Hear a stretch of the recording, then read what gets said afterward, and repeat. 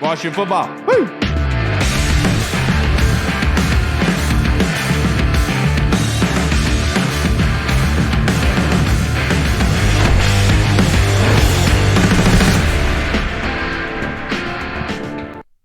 Hello, everybody, and welcome to the Burgundy Zone. I am your host, Kyle, and I am joined by my two co-hosts, Michael Hall and Michael Reed. But we are joined by a very special guest, returning guest, Mitch Tischler of NBC Sports Washington. Thank you so much, Mitch. How you doing tonight?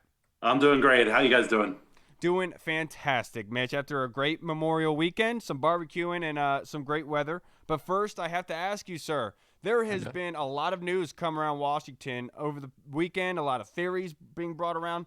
One name is Zach Ertz, a tight end from the Philadelphia Eagles, possibly on being traded or released. Washington football Twitter seems to think that he would be a great acquisition for the Washington football team. Do you agree?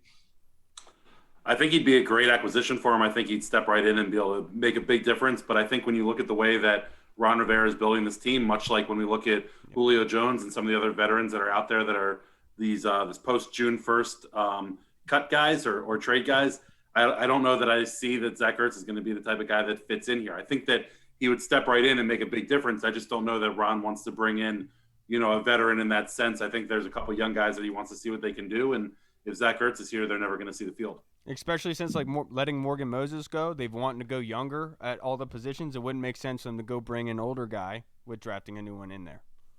Right. Yeah, exactly. Although the Morgan Moses thing is still perplexing to me, only in that if they wanted to go young, I understand it. But then why do you bring in Charles Leno to be your starting tackle on the other side? It's when you look at the situation, Charles Leno was Chicago's Morgan Moses, and who knows when this pod's going to go out or when the news is going to break, whatever Morgan Moses does, but it seems likely that he's going to end up in Chicago and Leno's going to end up here, and there's just going to be a flip-flop of aging veteran tackles that are going to be on short-term deals.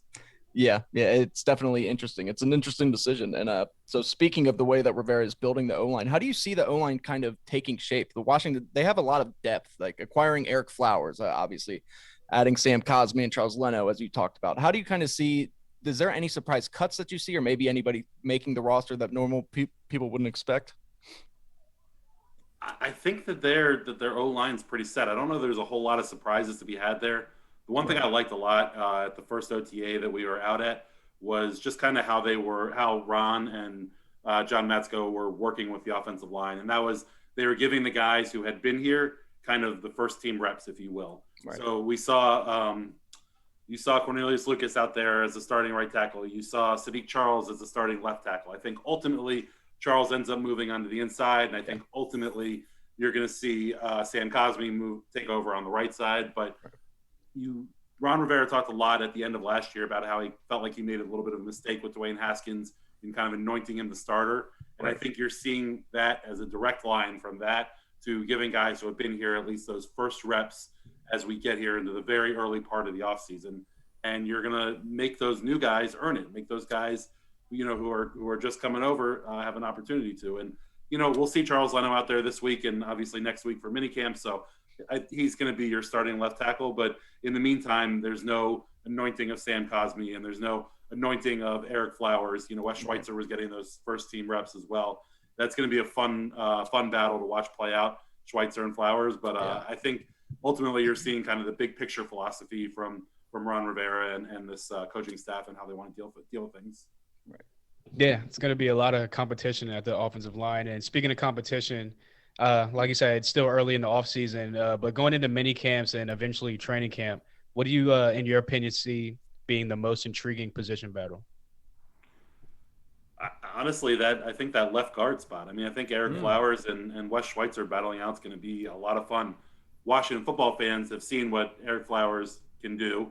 Right. And we saw how well he improved in his 1 year here, and obviously got that big deal in Miami. And now that he's back, but he's brand new for this offensive line coach and this offensive system. So, we saw Wes Schweitzer play well last year.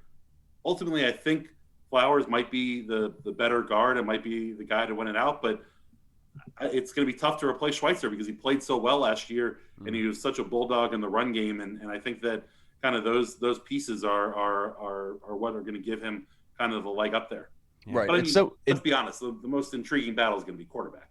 oh yeah, right. Starting quarterback on day one. That's right. It seems like it's going to be Fitzpatrick, but I wouldn't be shocked if Taylor Heineke gives him a push. It's going to be a fun battle to watch. Right. It's so interesting to me how upset I was 2 years ago when Eric Flowers left, and then we just get him back, and it's like not even that big of a deal. It's just like, oh, cool, Eric Flowers, you're here. All right, cool, let's go. Well, exactly. I think Eric Flowers was a fun story for everybody. He was oh yeah. He came in and everyone had written him off as a terrible player, and he was kind of forced to play tackle because the whole Trent Williams saga was going on, right. And everyone was dogging him for how bad of a tackle he was when we all knew that he wasn't an NFL quality tackle. Right. And then all of a sudden he moved inside and started playing guard and was working in a smaller space and was able to use some of that size and quickness. And I think that, as fans and everybody, you love seeing, guys kind of break out, especially guys who have been left by the roadside. So he was a fun story for everybody. And I think he's going to be fun to watch again this year.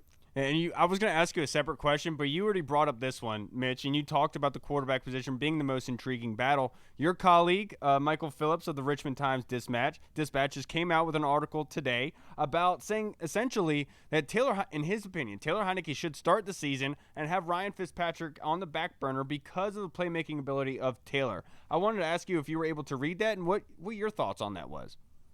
Yeah, I actually don't disagree with him, but I feel like that for a different reason. I think that we all know what Ryan Fitzpatrick is, right? I mean, we have 1,000 years of football tape. Mm-hmm. Know what he is, know what he does, know what he does well, know what he does poorly. We know Fitzmagic, we know Fitztragic, we know all of that. Right. We don't know what Taylor Heineke is. We saw one electric playoff football game. One electric playoff football game, and I'm not saying that I'm sitting here thinking that he's your QB of the future guy. But I'm also saying that I don't know that for 100% that he's not.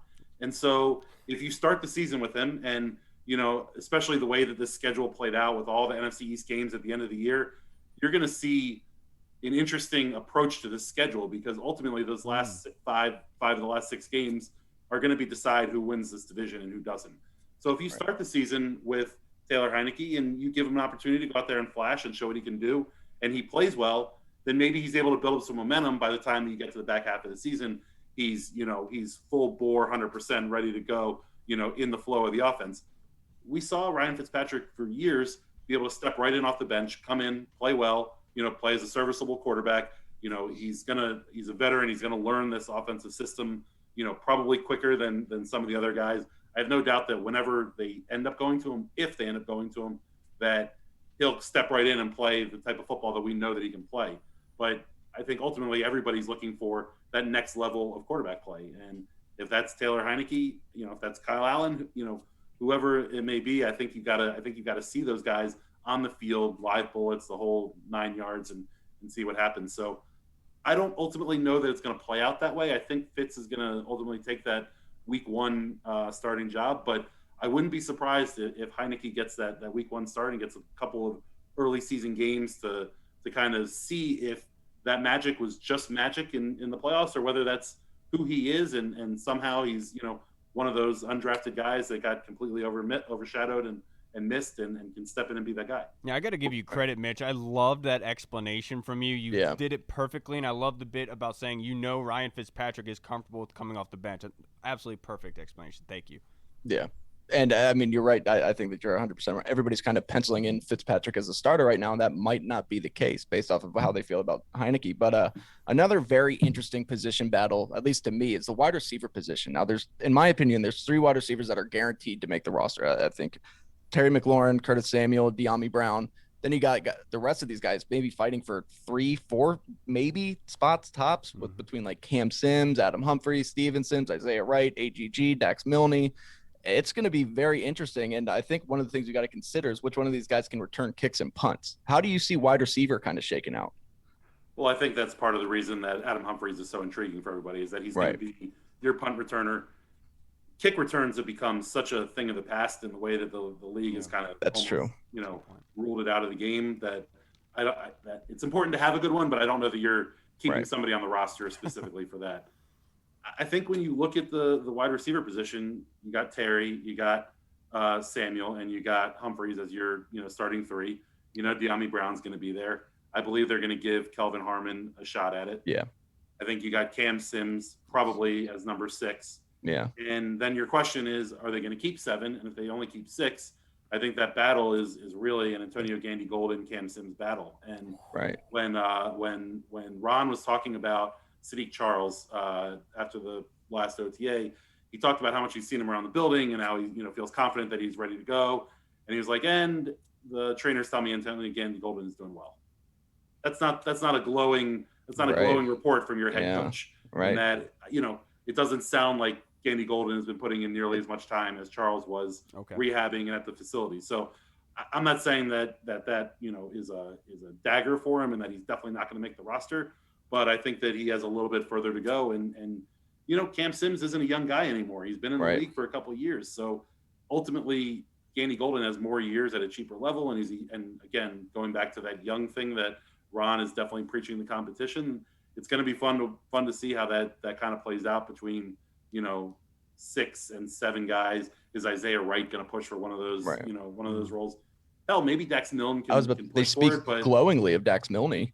Yeah, he's listen, you can root for the kid. He's a late 7th rounder in a receiving core that all of a sudden has a little bit of depth for the first time in a long time. So you can root for the kid. I think he's certainly on the outside looking in and would have to make a lot of big plays. But Steven Sims was a guy that folks loved, but I think that Curtis Samuel kind of replaces him, and I don't know that you need both of those, especially with the kick and punt return issues that Sims had that Steven Sims had last year. So I think it's going to be. I think you kind of know who 6 are, and it's whether they're going to stretch that to 7, and then maybe there's a little bit of battle for that back end, the wide receiver room. Yeah.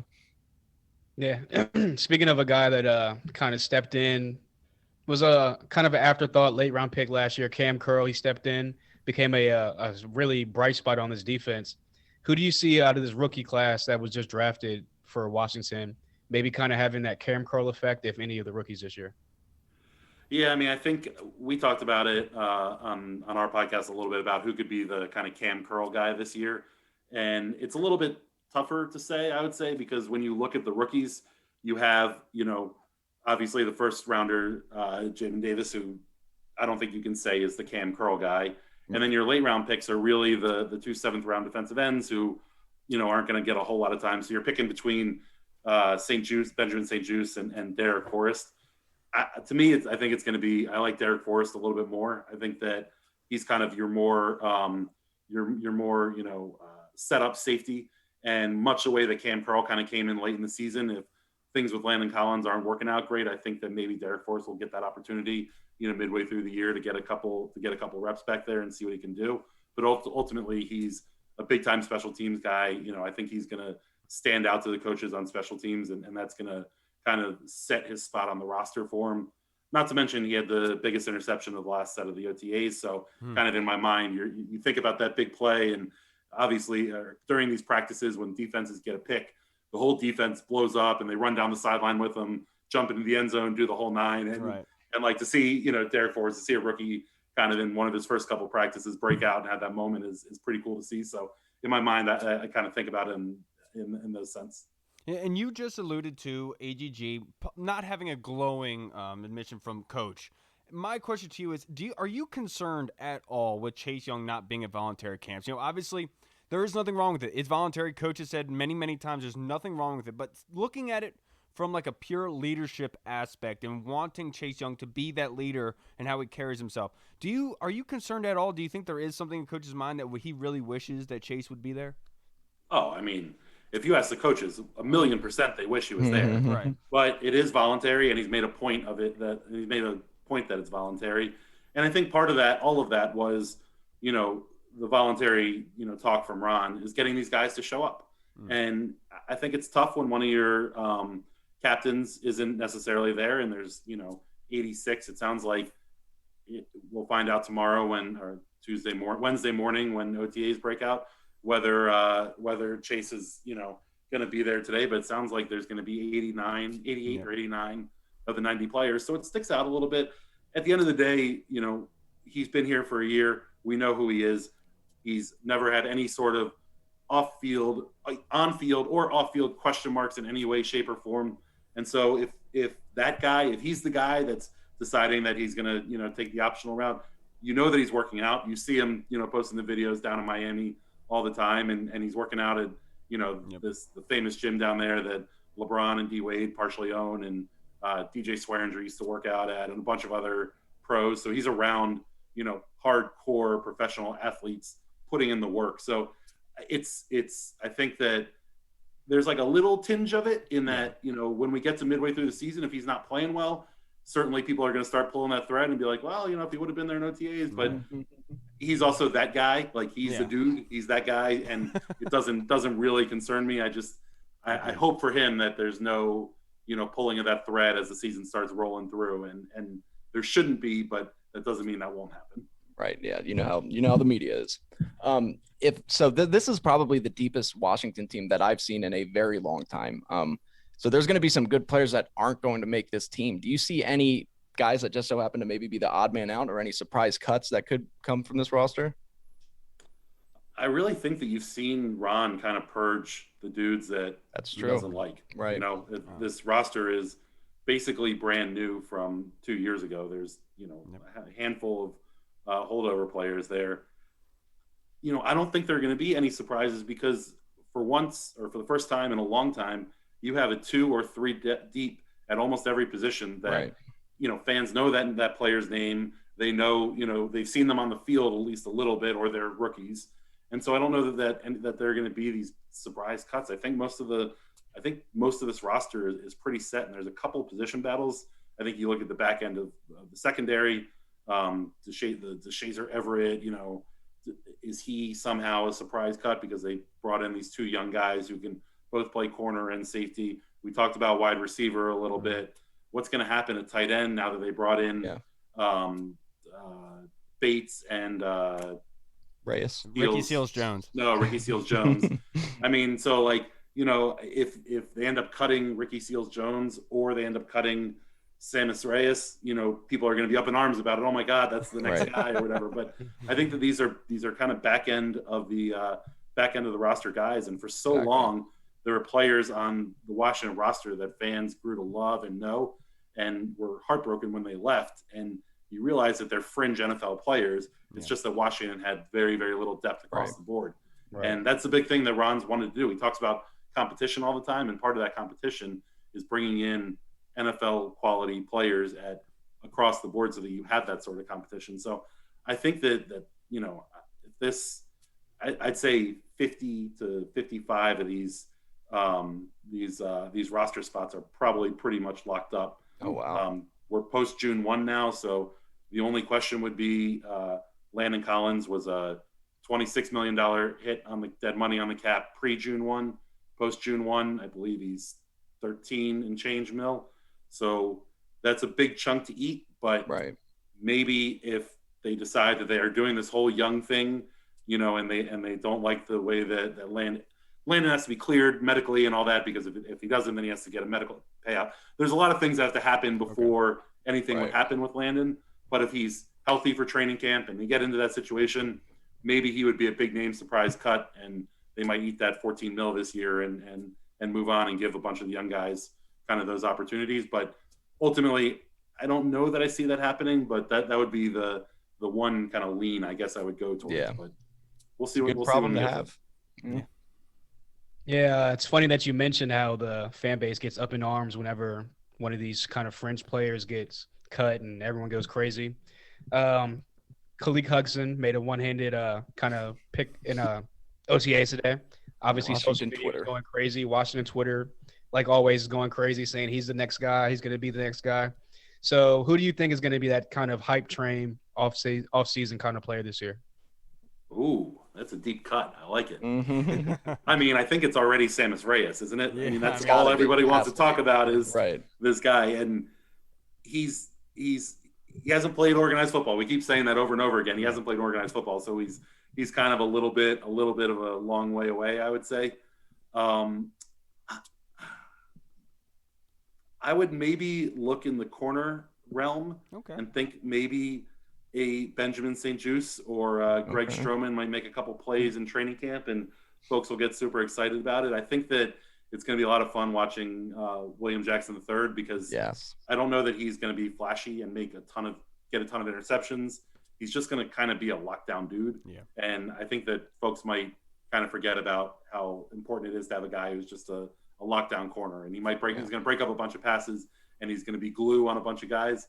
But I don't think that I think that he should be the hype guy. I just don't know that he will, because he's not going to be making those kind of highlight type plays.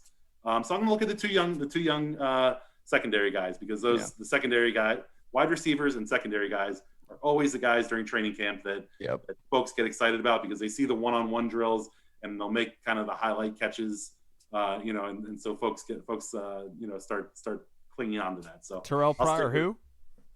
Who's that? Terrell Pryor, who? Yeah, Taylor Jacobs too. Remember, Taylor Jacobs was the man forever. Yeah. So Mitch, to wrap this up, I have the two questions for you. One, on game day as a fan, Mitch, we just had Joey on Thursday. We did we talked about the taste of the DMV. So I want to ask you, because you have a great palate. I've seen all your Twitter feeds and everything you talk about with food with JP and Pete. You have it all. I want to know what you're eating on game day as a fan. And then the second question, we have a new segment where we're counting down the days to the start of the NFL season. Tomorrow is the 99th day. So we are debating on who is the best player in NFL history to ever wear the number 99. What would you wear? What do you eat on game day? And who is the best player ever to wear that 99?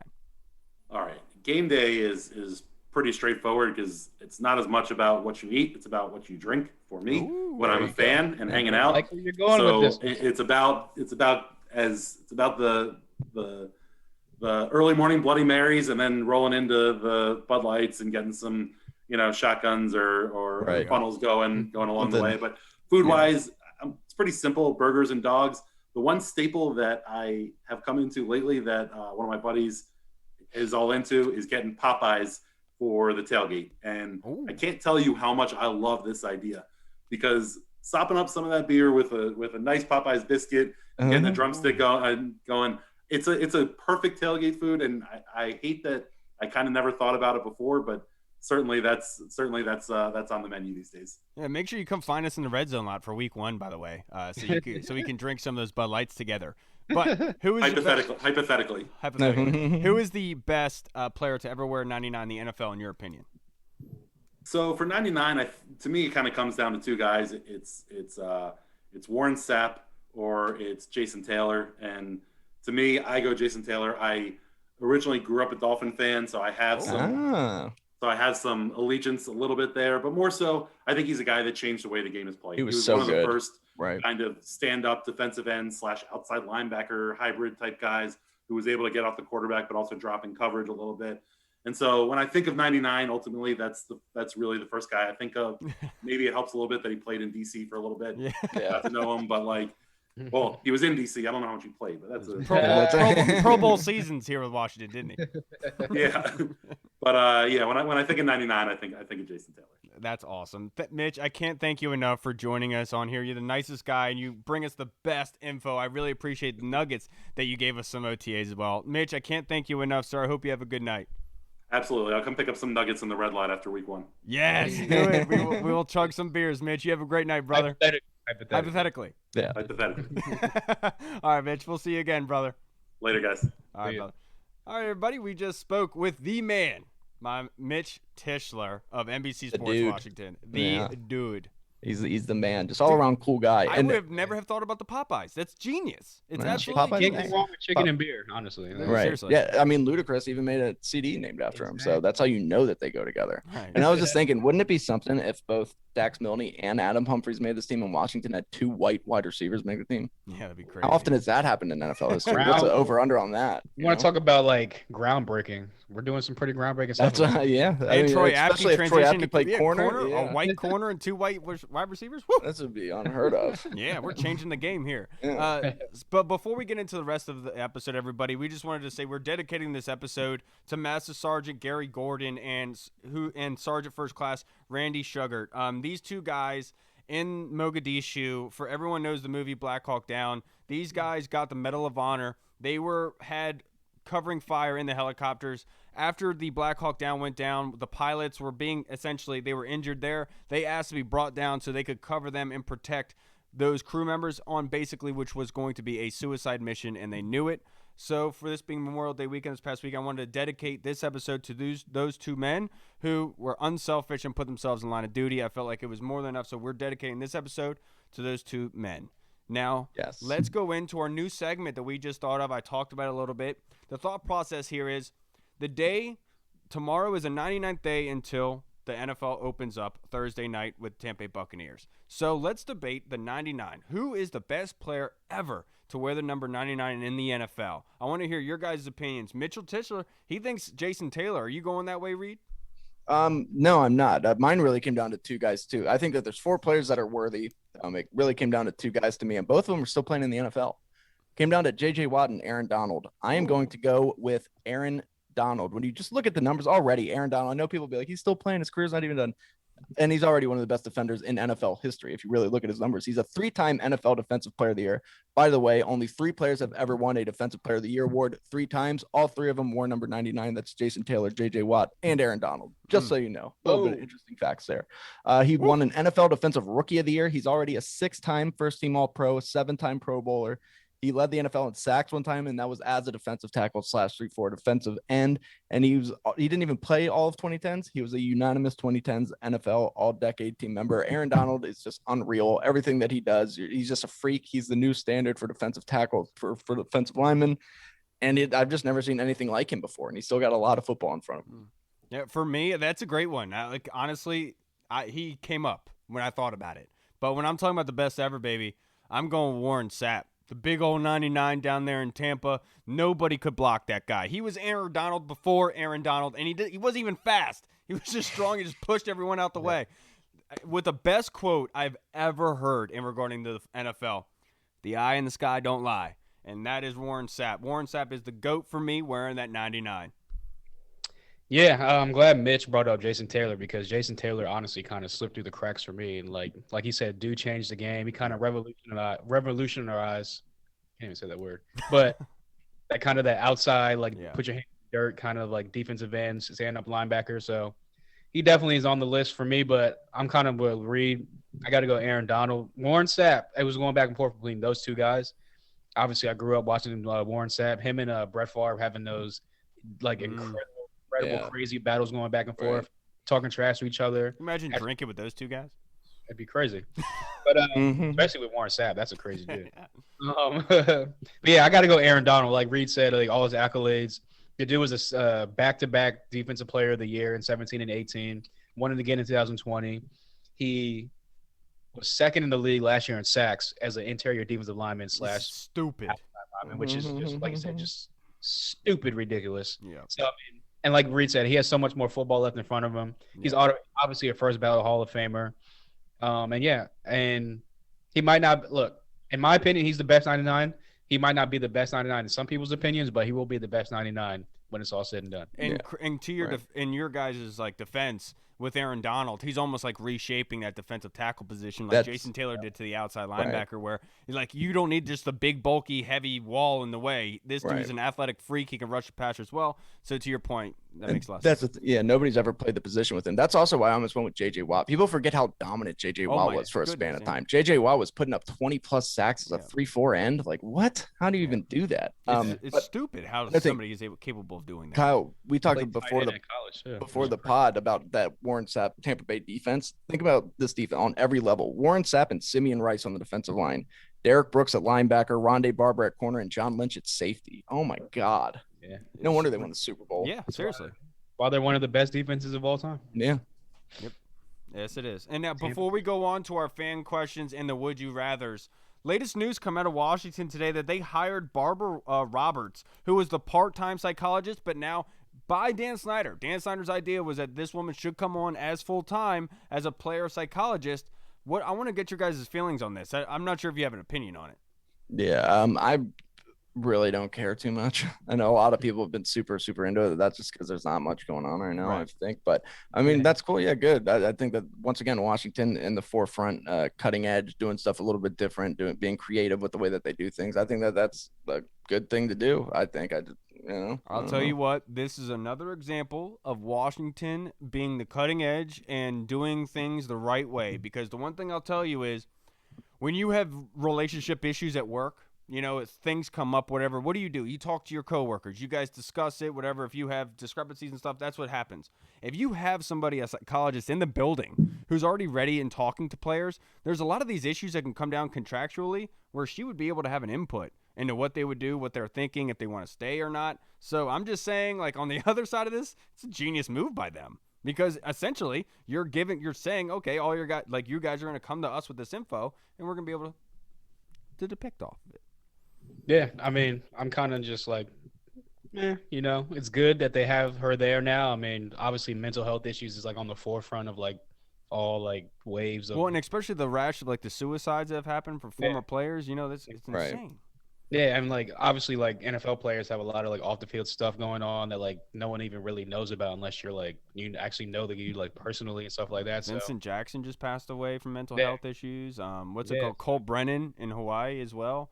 Yeah. So God, obviously, Colt Brennan's story's so sad. Yeah. So like obviously this is a real thing, and I'm glad that they're doing it because it's the right thing to do to make sure like to prolong their health as long as you can. The biggest issue that the players have had with the NFL, right? Right. So let's move on to our fan questions, and the first with none other. We got to start with the Colonel. The Colonel had a great Memorial Day weekend. I'm glad you did, sir. Let's start out with what type of free agency milestones can fans be anticipating in the near term? What's coming up soon? Oh, like as far as like signings and stuff like that? Essentially, like what's going to be coming down the pipeline, like OTAs, minicamp, when's that start? Oh, what is mandatory minicamp is what, like a week and a half? It's like 2 weeks away. 2 or 3 weeks, yeah. Yeah. So, I mean, everyone's pretty much already there voluntary except for Chase Young, maybe one or two other people. So just have all the guys out there coming up the next 2 or 3 weeks. I know training camp is July 27th, I think is the official start date. Right. So it's Thursday, July 25th. That's when you're knocking on the doorstep of the regular season. So yep. So they got OTAs going on right now. They're voluntary, Colonel. What Ron Rivera did essentially is they were supposed to have them next week, and he deleted those. So this is the last week of voluntary, and he added an extra week onto the mandatory mini camp, which is going to be in a couple weeks. So you got a little bit more time. We're going to have a lot of news to be able to talk about and everything, Colonel. Now he wants to know if Washington football team has a top 3 defense this season, will Jack Del Rio be around next season? We've talked about this a little bit before. That's an awesome question. It's a great question. It's interesting because he's such a good coach, but he's gotten a head coaching opportunity a couple of times already. He was in Jacksonville for a long time. So maybe people will, maybe they'll it's a lot of coaching. You just have to be in the right situation at the right time. I don't know if he'll get another head coaching job though. That's kind of why I think it's good that he's already kind of went there and not done too well at different places. But I don't know. I mean, if he's putting up another top 3 defense, which he very well could, it'll be interesting, but I don't think so. I don't know. Honestly, young head coach. I think you're absolutely right. I would love to see Jack Del Rio as a head coach somewhere else. Obviously, I'm really happy for him because he does a good job. But honestly, what was the one name coming out of this coaching staff that was getting interviews? And that was Chris Harris. If they're going to have a top 3 defense this offseason, I'm worried about Chris Harris leaving. Because then, Colonel, what if you're right? What if Jack Del Rio does leave and Chris Harris is already gone? Who is now going to be our defensive coordinator? And I would be much more comfortable if when Jack Del Rio left or retires, whatever have you, if Chris Harris was able to come in right away and be that D coordinator. But obviously, Chris Harris is trying to be a head coach. He's worthy of it. He's going to get his chance here soon, especially if they turn out a year as top 3 defense. Yeah, I'll probably go. We don't really have to worry about it, but the potential is there just because, again, if you're putting out another top 3 defense, top 5 defense, you're gonna have your name's gonna get out there. There's gonna be a lot of buzz about you. Say you're a team that had a really good offense, but your defense was kind of lackluster. You bring a guy like Jack Del Rio to get the defense together to go with that great offense you had last year. All of a sudden, you're a playoff team, Super Bowl contender, what have you, something like that. But on the flip side of things, like Reed said, he's already had his opportunities.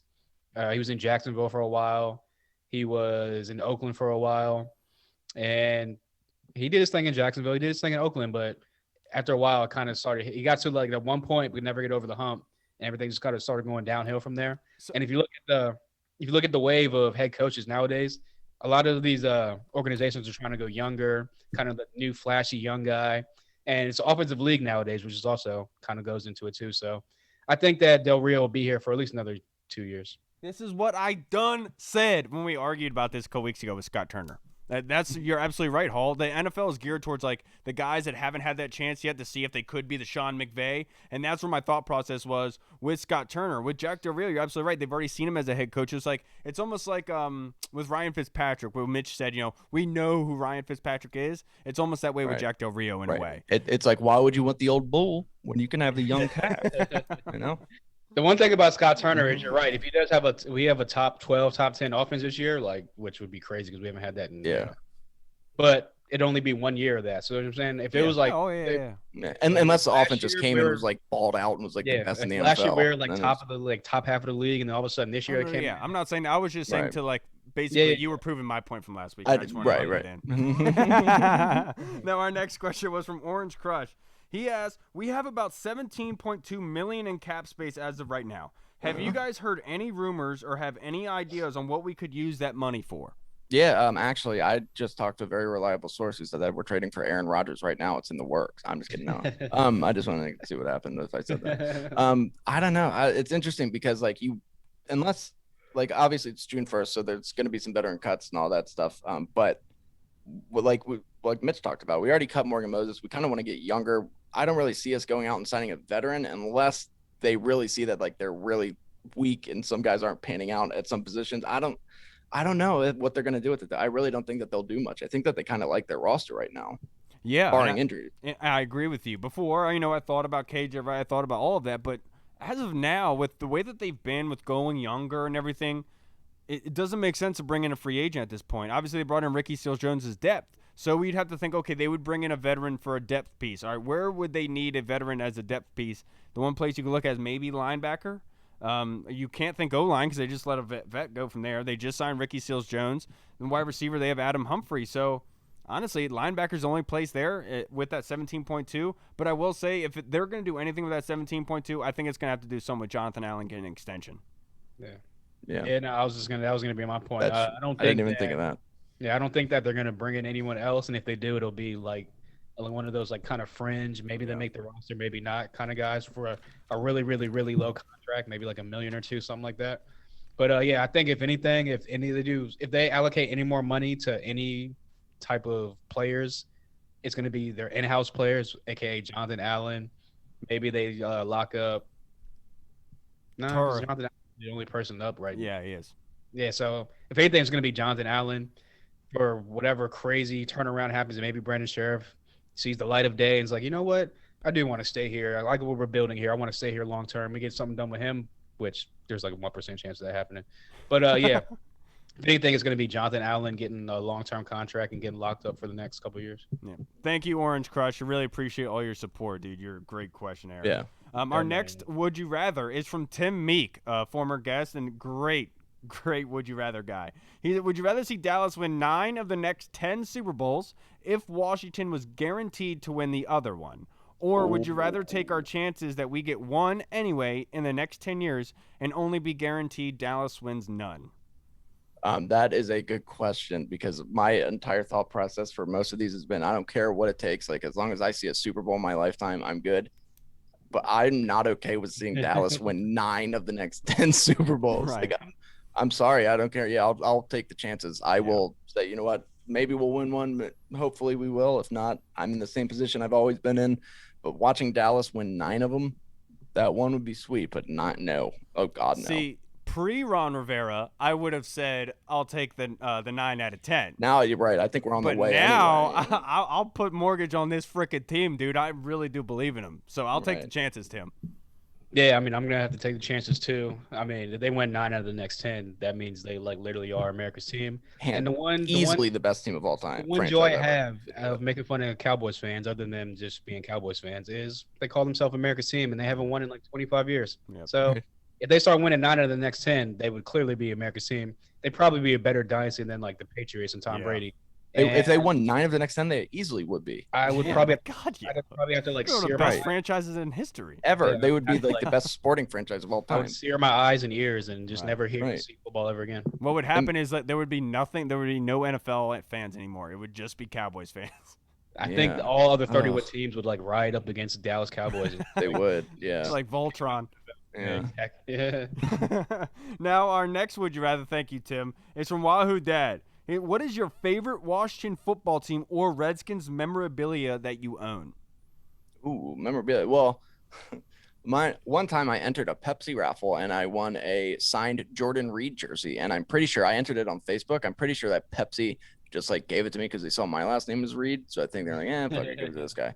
But that was pretty cool. Other than that, nothing too like a lot of jerseys, I guess. I'm sorry, Wahoo Dad. I'm gonna be a real just a douche with this one. All right, because first off, I wanted to say Terry.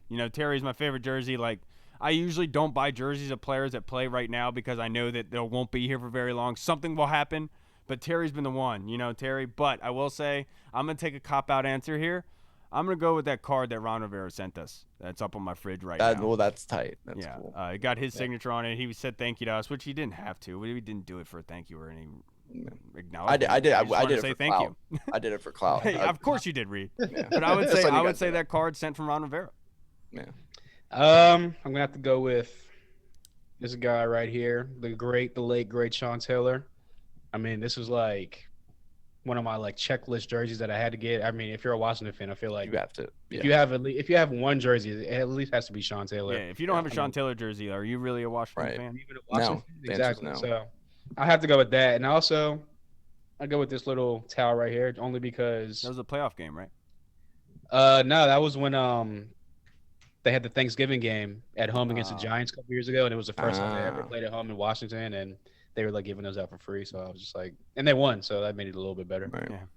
Yeah, that's a great one. Now, this is a very serious subject, guys. So, Reed, I'm going to need you to I'm always serious. zip it up. Zip it up. This is a serious one. I'm Would you rather use sandpaper or duct tape as toilet paper? A lot of toilet paper questions. Yeah, that's a tough one. People's minds are in the gutter, man. That's a tough one because sandpaper, obviously you don't use that, but at the same time, that's at least meant to slide. Yeah, you it's know? grip. Duct tape. It's grip. It's gonna pull stuff with it. You know what I mean? Yeah, I'm gonna go sandpaper, and that sucks. That's bad to think about. Yeah. But you use duct tape, that's gonna start pulling on stuff. It's gonna pull on the ball bag. I'm sorry for saying that. The skin purse, and you. No. Dude, I'm telling you right now, I'll go with duct tape. And the only reason, at least you could wax yourself. That's true. I know the reason I'll go with duct tape is because with sandpaper, you can't guarantee you clean everything up, and so you'd have to dig really hard with it, and you're just probably bleeding yourself at that point. So I'll just go with duct tape because I know it'll clean everything up. You're gonna bleed with duct tape. What do you mean? You rip that thing off? I'll take my chances. You're crazy, man. I'm going sandpaper. Like Reed said, at least that's meant to slide. What is that Duct tape, noise? man. You ever peel duct tape off your arm with your arm hair, man? Shit hurts. There's another side to the duct tape. Ah, true. Ah, look at you. Come on, man, son. man. What are you? Damn. Yeah, but that's true. Good job, Kyle. Yeah. You won that one. You got This that is one. why you're the host. I automatically was just no yeah, way. I was just nah. Yeah. And then that's also Put a the good sticky thing side on your because fingers. right, because then you It's like won't I've done it lose before. it. It's I like was then gonna you won't- say, yeah. Yeah, that's true, Kyle. You work Like- construction and Nah. you seem really well versed in this. So You don't know the struggle unless you wipe your ass with coffee filters. My biggest problem pooping is usually I drop the toilet paper mid wipe, so that's good that it has the sticky side because then I won't. Yeah, perfect. Right. you don't know the struggle until you're sitting there and there's a crazy lady 12 feet away from you taking a huge dump while you're just sitting there and you're just she's just talking to you like everything's normal. So on these construction sites, these construction sites are really tall buildings. So a lot of the time the bathrooms aren't accessible when you're building the building. So they have to bring in temporary ones. And a lot of the time guys can't go from the 20th floor all the way to the ground floor by the time they go to the bathroom. So they bring in these portable ones. They're cut in half where they come on wheels and you could sit inside of them and there's a door to it, but the top half is open. So if somebody was on a ladder, you could literally look in there seeing someone go in the bathroom. Well, this woman one day had the door open, was using the bathroom, and was having a casual conversation with Hall 5 feet away. Oh my She was having god. a conversation. I was just sitting there She liked Mike, dude. Nah, she actually really did. It was kind of weird. It was probably a nature thing. She smelled your. Yeah, she's like, "Can you come over here and wipe me, young man?" She was like, "This guy's alpha. I can smell that. That's an alpha poop." Was she That's B8? poop. Yeah, was she B8? Did I sink your battleship or what was it? This is terrible. Thank you, Wahoo Dad. Now, Tony Shivers, he said, aside from Vegas, which away game would you most want to travel to? Oh. Good. Oh, Daddy's got to look at the rest. I'm going to go between Green Bay, only because Lambeau Field is like a historic place. But it depends what time of the year. If it's like a beginning of the year game, like September, October, I'm all for that. Anytime after October, I'm not going to Lambeau Field. That's ridiculous. So, and I would say Buffalo, just because like the Bills Mafia is crazy as hell, and I would love to take it out there and just like up with them. You would have such a great time out there. Like, I've partied with Hall before. Like, Hall, you could send Hall into public and he'll just have a great time. Hall, you would have a blast in Buffalo. Yeah, I'd be jumping through tables and everything. Yeah, he'd be jumping on tables. Yeah. I'll go with Green Bay. The only reason for that is because of Lambeau Field. Being there where the NFL was built, Vince Lombardi, Bart Starr, all those guys. I want to go see Lambeau. We have two Packers friends that went and saw a game, and like they talked about how awesome it was. Obviously, it was very, very cold, but it was something. They were right. crazy. I'm gonna go during a blizzard too. I'm gonna go, since you guys took the two that I was thinking, and we're not allowed Vegas. I'm gonna go with probably the most boring answer that you could. I'm gonna go Carolina, only because I want to just go visit Marley. You know, that's the only reason. Oh, his boy. Just say what's up to him. Dude, you guys should read their Would You Rathers. Yeah. That's ridiculous. All right, and then Tony's next one is, would you rather be Iron Man or Batman? Oh, can I go first? Yeah. This one's easy. I know that they're both rich guys, but I'm gonna go Iron Man. You know, I'm gonna go Iron Man. You got, in my opinion, because they're neither one of them have superpowers, so neither one of them are cool. But Iron Man makes himself suits and stuff that can fly. Batman, he just like. You know, you're overrated. You can't do much. Like Superman literally just has to flick you and you're done. I don't even know why they had a rivalry. And it's just, I'm gonna go with Iron Man, Tony Stark. You know, but my best friend will not be Spider-Man. I'm gonna go with Batman all day long, baby. Just because Iron Man's got that like circle thing in his chest, you take that out, he's dead. Easy as it can be, can happen, no problem. Also, Batman could probably just buy out the weapons industry and then just bankrupt Iron Man. So I'll go Batman all day. Yeah, well, hey, at least Iron Man has parents. So there's that. What is wrong with you? What? That's a fact. It's a very valid point. Yeah. Oh man.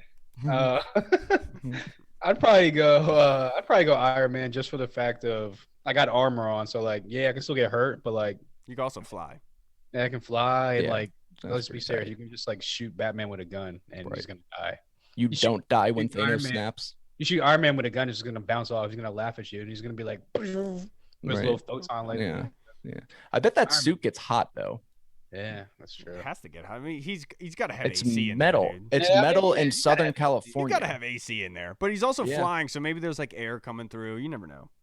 You never know. I'm thinking too much into Iron Man. Our next one is from Charlie Gaddy. If you had to let one of these players go in free agency between Young, Sweat, Payne, or Jonathan Allen, which one would it be? You're allowing one of these guys to walk in free agency. Which one of the four would you allow? It hurts my heart. I know. I don't even want to answer this, but I feel like this next one's gonna hurt your heart. I'll tell you that. I'm gonna say it, and I know a lot of people feel different than me, but I know this guy's younger, but I'm gonna go with Deron Payne out of them. I just think Jonathan Allen is Washington personified. I don't think that you can get rid of Sweat or Young. They're just too good of edge rushers. They're both young, athletic freaks, and Deron Payne could very well be the future of this team. I love what Jonathan Allen did last year, and I just think his heart and soul. But he does have the injury problem, so it's tough. I don't know. I don't even want to say it. You know, it hurts to think about. I know. I wish it was. It might be like a reality coming up soon. So that's what I'm saying. Yeah. Honestly, it would have to be Allen. I'm sorry. Unfortunately, if you're talking about the future, because long-term success, Jonathan Allen being a little bit older, Deron Payne brings you the kind of versatility with pass rushing and run stopping ability. Obviously, I'm not taking anything away from Jonathan Allen. It's like we're downplaying our own guys. I hate doing this. But you have to choose one. So I'm going to be different. I'm going to say Allen just because you already took Payne. So, and you got to have your pass rushers too. You can never have enough pass rushers. Yeah. I mean, that's what I'm saying. You can't really get rid of the edge rushers because that's like a vital position in the NFL. Right. Man. Yeah, I'd probably have to stick with Payne and let Allen go in free agency just because He's younger, and the upside is just a little bit more than Jonathan Allen's is. I feel like we haven't seen Jonathan Allen's peak yet, but I feel like Jonathan Allen is almost getting to his peak. Yeah. And I feel like Deron Payne has a lot of room to grow. Has a lot more room to grow, and it can actually probably be like a top 5 defensive tackle in the league at some point. So seriously. And I'm sitting there saying, like, Jonathan Allen, like, he's the locker room guy, and he is. So he's been a leader, but it's not like Deron Payne can't be that guy. Right, I mean, Deron Payne is a man. People respect the hell out of him. So you can't really go wrong, but you can't go right either. I see a lot of Trent Williams and Deron Payne. You know, the way he carries himself, if that makes any sense. Our next Would You Rather is from Mark Baxter. This one sucks. Would you rather have Jamin Davis or Sam Cosmi be a bust? That is very, very difficult. That's a very good because question. You're saying basically the linebacking core is a bust, is not looking good right now, or you're saying the future depth piece and future starting tackle that they just drafted is going to be a bust. Which one's worse? I have 2 reasons, and I mean at this point it's kind of like nitpicking, but I would go Sam Cosmi. I'd rather have him be the bust, only for the simple fact of Jamin Davis was a first-round pick, and that'd be a first-round pick wasted, and that's kind of like one of the things where it sets you like back a sin. Yeah. And on top of that, the linebacking core has been so just mediocre to bad for the past couple of years that if a guy like Jamin Davis comes in and like the athletic freak that he is and just can't make it better and becomes a bust, I don't know what the hope is for the Washington football team's linebacking core going forward, because that dude's a freak, and if he can't make it and can't turn our defense around and not even turn them around, but like make our defense that much better, or he turns out to be like a bust, like a Jamarcus Russell, but the linebacker type bust, that'd be crazy, and our evaluators need to get fired for that. Yeah. Honestly, this sucks to answer, but I'm going to say I would rather Sam Cosmi be the bust, and the reason for that is they brought in Cornelius Lucas last season out of free agency. He did really well starting at left tackle. They brought in Charles Leno, obviously, this year. So it's easier to get a tackle right now than it is to get a linebacker that is capable of starting that mic, because that was the biggest issue that they had last season.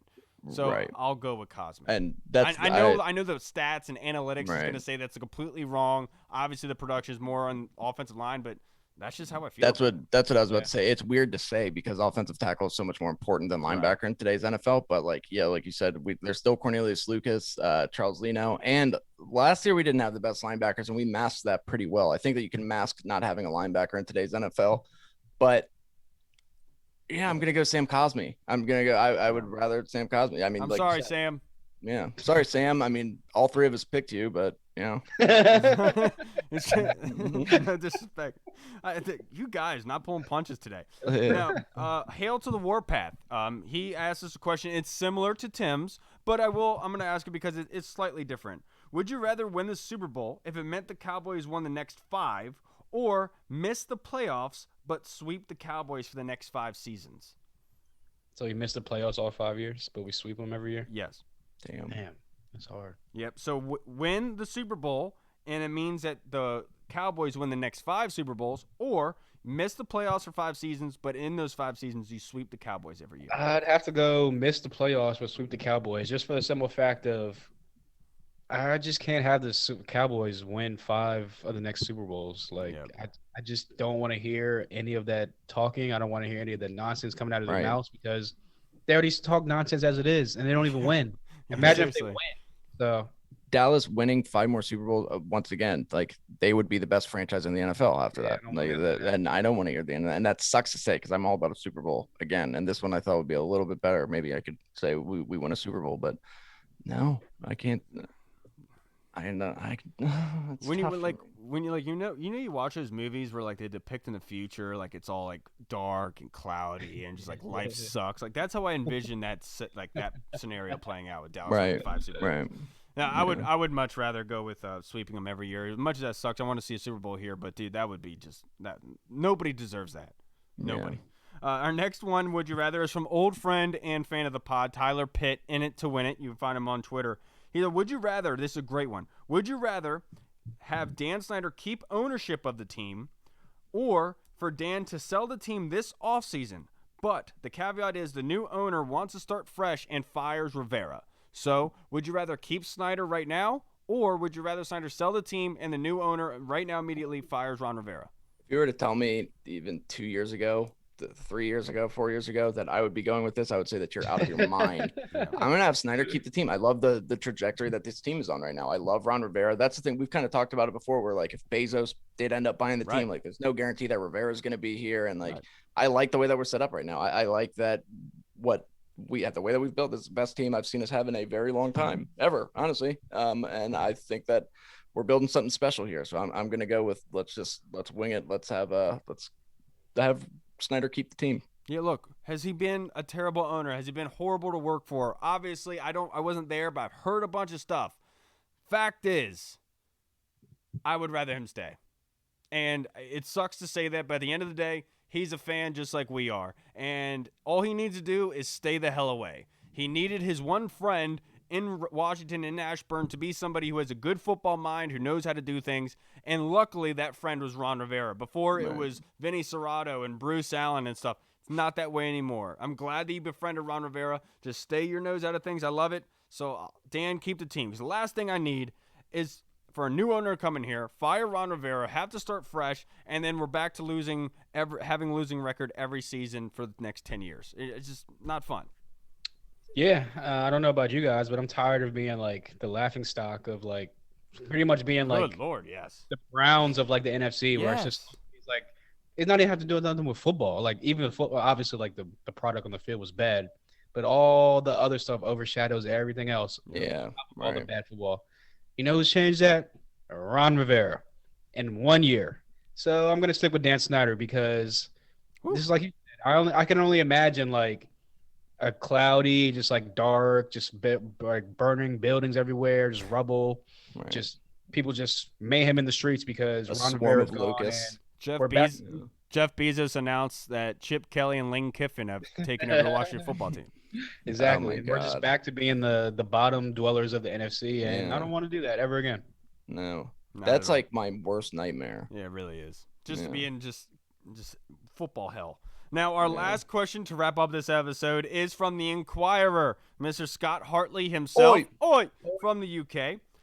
This one's good. Would you rather have a horrible job but be able to retire comfortably in 10 years, or have your dream job but you have to work till you die? Now, this is advice that I would never give my son, because I want you to do what you love, and as long as you're happy, you're going to be happy. But I'm going to go with just work my ass off for the next 10 years and then be able to retire. I will do that in a heartbeat. Just retire early, and I know that a lot of people aren't going to agree with that. It is what it is. At least you guys can go do what you love. I can go do it for free when I'm retired, Mm-hmm. I would much rather go with the dream job, to be perfectly honest with you. A lot of people, when they retire, they try to find ways to stay busy and keep doing stuff because time goes so slow. I would much rather be working, and especially a dream job where it's fun, where your job isn't even considered a job. You're just having fun at that point, and every day goes by fast. Lord knows how long that 10 years would feel if I hated my job. And that's the one thing I'm worried about. So I'd rather go to dream But you job. do it until you die. Yeah, every day, or out 5 days a week. You're just going same old. Let's do it, baby. So much life, Yeah. I'm probably gonna go with work for 10 years, even though like I'm a big like proponent of like go to work in like a nice work environment and like be happy at work, because otherwise you're gonna go to work and be pissed off, you're gonna come home and be pissed off. But I'd much rather be pissed off for 10 years and then not have to worry about being pissed off ever again after that. So I've always said if I won the lottery, I would go move out to a lake house in the middle of nowhere, and I'd work at the grocery store like 2 days a week just to pay the electricity and be good to go. I said if I won, I'd literally still work at GB, but I would just, like you said, I only work there for like part-time or like 2 days a week, and I'd just go do whatever else. If I won the lottery, I would buy so much like cryptoid hunting equipment and go search for Bigfoot out in the Oregon woods. I would be Pacific Wilderness. I would be all the way up. But when you're out the woods, you find the Bigfoot, the Squatch, but it's you.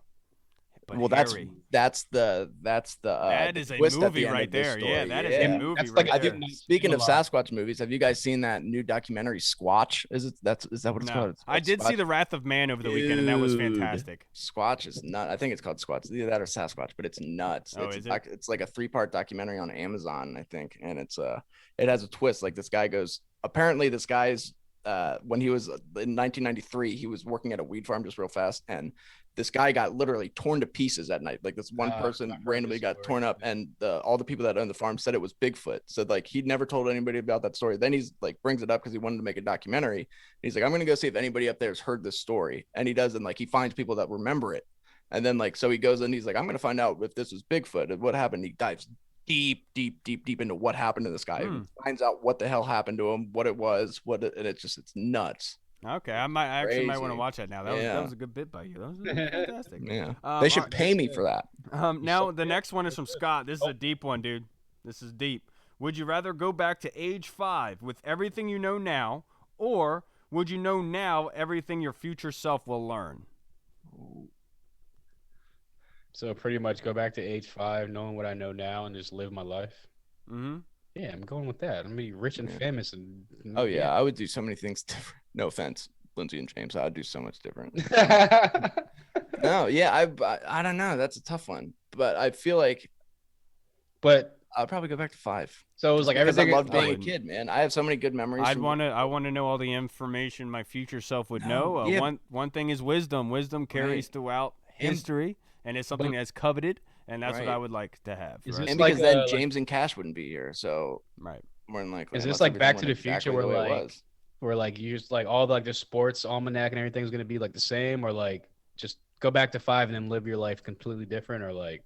Yeah, just go back to the age 5. Maybe things don't go the same way because maybe you didn't take the same step you did never back mind. then. You know never what mind. I mean? I didn't think about it that deep. I would stay this way. I was thinking more like Back to the Future, where it's like, oh yeah, I'm gonna go back to age 5. Everything's guaranteed to be the same way that it was. Like, I'm gonna put money on. Sure. Let's play it that way. If that's the way you're doing it, then fine. Yeah, that's cool. Yeah. Well, in that case, I'm gonna be like, I'm just gonna put a bunch of money on like the Patriots to win whatever Super Bowl. But remember, do that in the early 90s. Say Patriots. But remember, the other caveat to this is that you would know all the information your future self would learn. So regardless, you could do it the same way in the future now. Yeah. Right. But I also want to go back and just like relive my life as a kid. Yeah. And, like, play football and all that stuff again. Man. That's whack. I want to go back to that basement that I was tied up in for 17 years. And poor Reed. Now, this last one to wrap this up, everybody. Would you rather have a daughter with Hulk powers or a son with Beyonce's talent? Okay, I answered this one, but I'm going with a son with Beyonce's talent because it's 2021 and he can make a killing with that kind of. If he moved like that and he could sing like that, James, go do you, hun? Yes, I don't care. Go do it. I will milk that cow. I'd rather a daughter with Hulk powers. I'll bring her to work with me. We'll start a demo business, and we'll be good to go. Make a lot of money. Yeah, I'd rather have a She-Hulk. That way, get her into like soccer. She-Hulk. She-Hulk.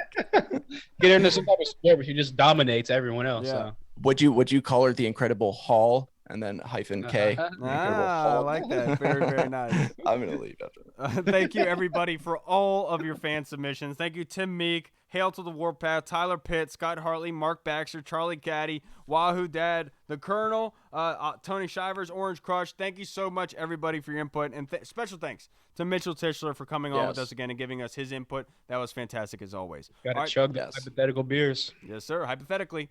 We'll see you guys on Thursday. I'm Kyle. I'm Hall. And I am never wearing this in public. Old Dad. All right, everybody. We'll see you guys on Thursday. Washington football. Woo! What's up, everyone? This is Kyle from the Burgundy Zone. We are releasing our own merch to support the show. If you want to rock the Burgundy Zone logo or you want to see Reed's face on your shirt, we got it. We're starting with t-shirts, hoodies, and zip-up. So if you're a fan of the show, make sure you snag one before they are gone. Check out the link in our bio on Instagram, or you can find the link in the description of the video. Thanks again for all your support. Until next time.